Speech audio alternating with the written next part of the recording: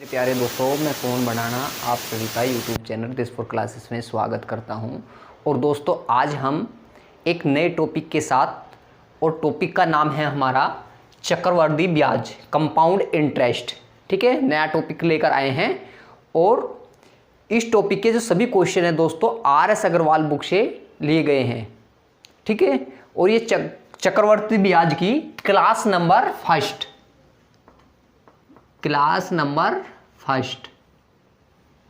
ठीक है, देखिए दोस्तों, आज की क्लास क्या है? क्लास नंबर फर्स्ट है। सबसे पहले हम समझते हैं कि चक्रवृद्धि ब्याज होता क्या है।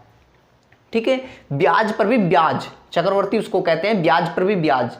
ठीक है, मान के चलिए हमारे पास कितने 1000 रुपये हैं। ठीक है, क्या है? 1000 रुपये हमारे पास है और हमें देना है 10% का ब्याज। कितने? 2 वर्ष के लिए। ठीक है, 2 वर्ष के लिए ब्याज देना है। ठीक है, तो हम क्या करते हैं अब? 1000 रुपये पर क्या है? 10% ब्याज है।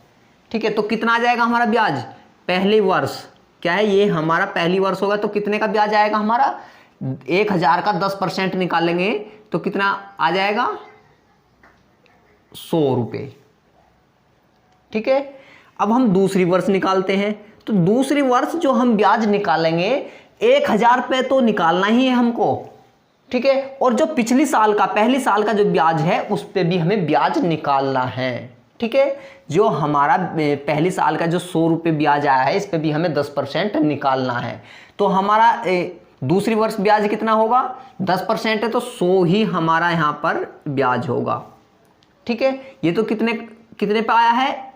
1000 रुपये पर, प्लस जो हमारा पिछले साल का, पहली साल का ब्याज है, उस पर भी हमें ब्याज लेना पड़ेगा। इस 100 रुपये का भी हमें 10% निकालना है। तो 100 का 10% निकालेंगे तो 10 रुपये का हमें ब्याज मिला। ठीक है, अब जोड़ लेते हैं 100 और 100, 200 और 10, तो 210 रुपये का हमें 2 साल के अंदर ब्याज मिला है। तो ये होता है दोस्तों चक्रवृद्धि ब्याज। क्या होता है? ये चक्रवृद्धि ब्याज होता है, जो ब्याज के ऊपर भी ब्याज देना पड़ता है। ठीक है, तो चलिए आज की क्लास का फर्स्ट क्वेश्चन देखते हैं। क्या है क्वेश्चन नंबर 1? चलिए दोस्तों, आज की क्लास का फर्स्ट क्वेश्चन। ठीक है, और दोस्तों सभी क्वेश्चन RS अग्रवाल बुक से लिए गए हैं। ठीक है, तो देखते हैं, आइए क्वेश्चन देखते हैं। क्या है? 45,000 रुपये पर, ठीक है, 45,000 रुपये पर 15% वार्षिक दर से 2 वर्ष के अंत में कितना चक्रवृद्धि ब्याज उपचयित होगा? ठीक है, कितना चक्रवृद्धि ब्याज उपचयित होगा? ठीक है दोस्तों, चक्रवृद्धि ब्याज निकालना है। ठीक है, तो आइए देखते हैं किस तरीके से चक्रवृद्धि ब्याज निकालते हैं। कितने धन है हमारे पास? 45,000 रुपये। कितने हैं हमारे पास? 45,000 रुपये हैं। ठीक है, कितना? 15% वार्षिक दर से 2 वर्ष का। तो हम लिख लेते हैं यहां पर दोस्तों 15% है, तो 15/100। ठीक है, 15/100। इसे काट लेते हैं, 5 तिया 15 और 5 दूनी 10, दिया जाएगा 3/20। ठीक है, अब 20 हमारा धन है और 3 का ब्याज हुआ, तो क्या हो जाएगा? 20 और 3 23, तो ये हो जाएगा 23/20। ठीक है, अब 23/20 हो गया है ये। तो हम क्या करते हैं? कितने वर्ष के लिए? 2 वर्ष के लिए है, तो यहां पर लिखते हैं 20 और 23। 20 और 23, तो ये तो हमारा क्या होता है? धन होता है, और ये हमारा क्या होता है? मिश्र धन होता है दोस्तों। क्या होता है? मिश्र धन होता है। ठीक है, अब 20 और 20 क्या होते हैं? 400 गुना कर लेते हैं, 400 या वर्ग ले लेते हैं 20 का। और 23 और 23 कितने का वर्ग है? 529। ठीक है, हमारा धन कितना है? 400 रुपये, और मिश्र धन कितना है? 529 रुपये। तो इसमें ब्याज कितना आया हुआ है? तो 129 रुपये का ब्याज आया है। कितने का आया है दोस्तों? 129 का ब्याज आया है। यहां पर ले लेते हैं, 129 का ब्याज आया है। कितने पर? 400 पर। ठीक है, और निकालना हमें कितने में से, 45,000 में से, तो गुना 45,000। ठीक है, 2 जीरो से 2 जीरो कैंसिल हो जाएंगे, 2 से इसे भाग दे देते हैं, 2 दूनी 4 और 2 दूनी 4, 2 दूनी 4 और 2 पंजे 10, 225 आ जाएगा ये।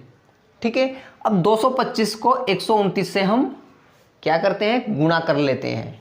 ठीक है, आइए यहां कर लेते हैं गुणा, 129 और 225 की गुणा कर लेते हैं। ठीक है, 5 नेम 45 का 5 का 4, 5 दूनी 10 और 4 14 का 4 का, 5 एकन 5 और 1 6, 2 नम 18, 2 दूनी 4 और 1 5, 2 एकन 2, 2 नम 18, 2 दूनी 4 और 1 5, 2 एकन 2, 5 8 और 4 12 और 8 और 5 13, 13 और 6 19 और 1 20 की 0, 5 और 2 7 और 2 9 और 2 के 2 2।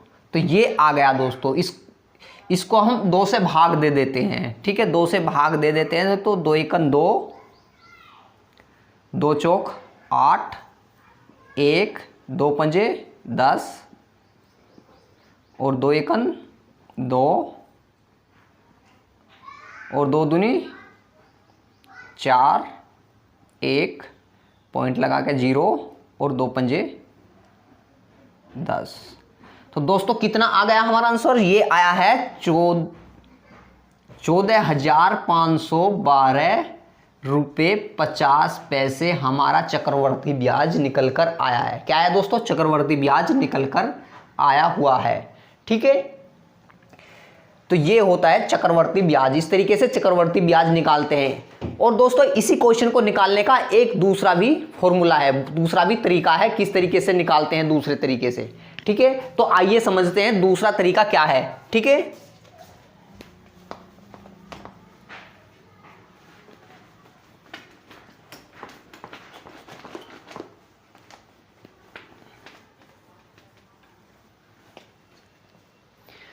तो क्या है दोस्तों दूसरा तरीका, आइए देखते हैं। 45,000 रुपए पर 15% वार्षिक दर से 2 वर्ष के अंत में कितना चक्रवृद्धि ब्याज उपचयित होगा।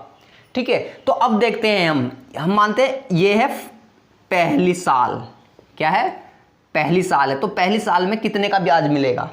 तो हम यहां 45,000 रुपए हैं हमारे पास, कितने हैं दोस्तों, 45,000 रुपए हैं, उसका हम 15% निकालते हैं। ठीक है, 2 जीरो से 2 जीरो कैंसिल हो गई, 15 जीरो 0 और 15 5 75 का 5 का हाथ से लगे 7 और 15 चौका 60 और 7 67।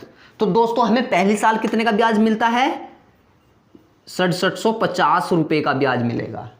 ठीक है, अब दूसरे वर्ष की बात है, तो दूसरे वर्ष भी हमें 45,000 रुपए पे ब्याज मिलना है, तो कितना मिलना है, 6750 रुपए मिलेगा। प्लस हमें निकालना है चक्रवृद्धि ब्याज, इस पहली साल वाले ब्याज पर भी ब्याज होगा हमें। ठीक है, तो इसका भी निकाल लेते हैं। 6750 का 15% हम फिर निकालते हैं। 0 से 0 कैंसिल हो जाएगी, 5 तिया 15 और 5 दूनी 10, 3 पंजे 15 का 5 का, 3 सते 21 और 1 22, 3 छंग 18 और 2 20 और 2 से भाग दे देते हैं, 2 और 2 एकन 2, 2 दूनी 4। ठीक है, ये आ जाएगा 1,012 रुपये 50 पैसे। ठीक है, तो ये क्या हो गया दोस्तों, 2 साल का। अब इसको हम ऐड कर लेते हैं, 6,750 और 6,750 ये कितने हो जाएंगे, 6 6 12, 13,500 प्लस 1,012 रुपये 50 पैसे ऐड कर लेते हैं। 0.5215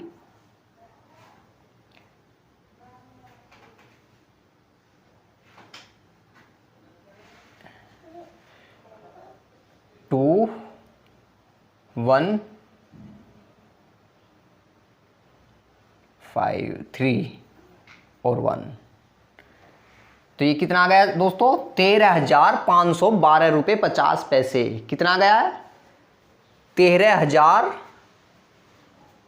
सॉरी क्या आ जाएगा, ये 4 आएगा, 3 और 1 4,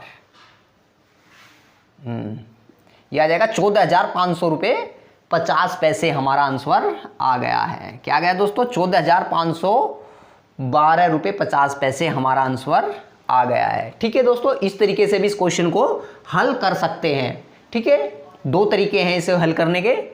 चलिए नेक्स्ट क्वेश्चन की तरफ चलते हैं।